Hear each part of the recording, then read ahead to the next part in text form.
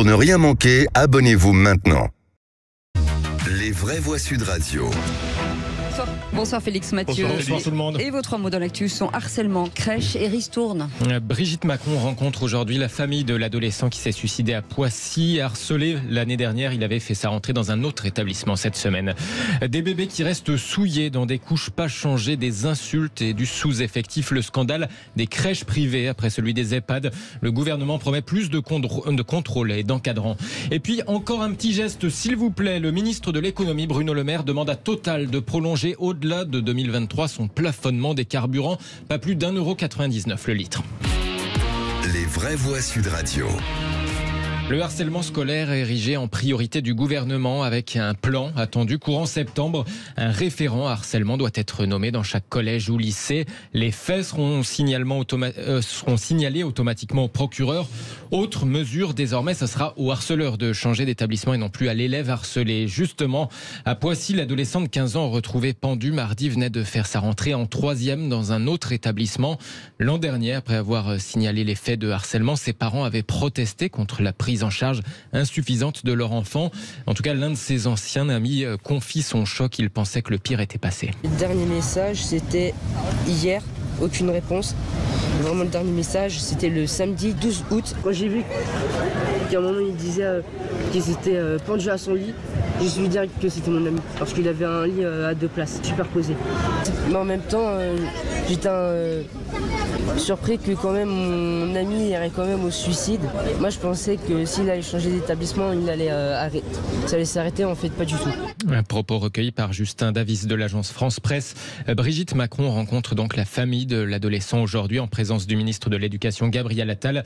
L'épouse du président en avait déjà fait autant avec la famille de Lindsay, cette collégienne qui avait mis fin à ses jours en mai dernier.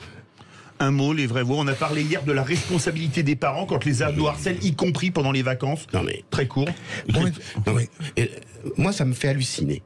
Depuis des années, on demande de mettre du personnel éducatif dans les lycées, dans les collèges. Il n'y a plus d'infirmières, il n'y a plus de psychologues. On sait aujourd'hui que la question de l'harcèlement est un vrai problème. Comme on sait que le problème pour de nombreux adolescents, du référentiel qu'ils peuvent avoir par rapport aux adultes, c'est important qu'il y ait les adultes. Aujourd'hui, Madame Macron, à juste titre, va avoir cette famille-là, mais il faudrait à un moment donné mettre plus de personnel éducatif, des surveillants, des psychologues, des infirmières dans les collèges et les lycées, qui sont les premiers détecteurs du mal-être de ces jeunes. C'est ça la revendication que nous avons. Il faut arrêter de pleurer systématiquement quand il y a ces drames. Il faut mettre en moyen les moyens qu'il faut. Quand en matière d'écologie, face à ces tragédies, moi j'ai toujours l'impression de ne pas savoir ce qui s'est passé. Je suis agacé par le terme harcèlement qui constitue une étiquette trop vague pour moi. Je serais curieux de savoir qu'est-ce qui s'est passé dans la tête de ce jeune homme. On ne sait pas en réalité. Celui qui... Le harceleur ou le harcelé? Celui qui s'est malheureusement pendu. Oui, moi j'arrive pas à avoir de jugement péremptoire. Je suis exactement comme... Enfin, péremptoire. Je ne critique pas les gens qui ont un point de vue vraiment sérieux sur cela. Je ne sais pas qu'est-ce qui pousse un ado à se pendre à son lit. Moi, ça me vraiment bouleverse totalement en fait. Deuxième mot. Le deuxième mot, les crèches. Le gouvernement promet plus de contrôle après les révélations sur les dérives du secteur. De jeunes enfants, voire des bébés privés de couches, d'eau ou de sieste, des repas rationnés, des enfants qu'on laisse pleurer, voire qu'on insulte sur fond de sous-effectifs. Après un rapport de l'inspection générale des affaires sociales au printemps, 2 livres enquête jettent une lumière crue sur certaines crèches privées à but lucratif. Alors face à ces dérives, l'État a d'ores et déjà pris des mesures, assure la ministre des Solidarités, Aurore Berger. Qu'est-ce qui a changé? La question des contrôles. De manière à ce que les contrôles soient beaucoup plus systématiques, directement dans les crèches, dans les établissements. Et quand je parle de contrôle, ça veut dire des contrôles sur place et des contrôles inopinés. On ne prévient pas évidemment qu'on va arriver et que ces contrôles seront réalisés. Ce qui va changer, c'est un système d'alerte beaucoup plus systématique, encore une fois, pour que les parents puissent alerter, pour que les professionnels elles-mêmes puissent alerter. Ce qui va changer, c'est aussi la loi.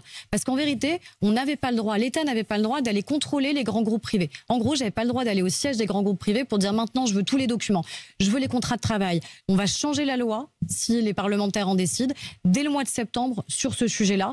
La ministre des Solidarités, Aurore Bergé, qui s'exprimait ce matin chez nos confrères de BFM TV, elle demande aussi aux entreprises du secteur de revaloriser les salaires pour remédier à la pénurie de main-d'œuvre. D'ailleurs, le taux d'encadrement minimum devrait passer à 1 adulte pour 5 enfants contre 1 pour 6 actuellement.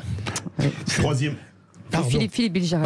Non, on en a un peu parlé hier. Moi, je suis exaspéré par l'obsession française du contrôle qui se substitue à la qualité de l'action.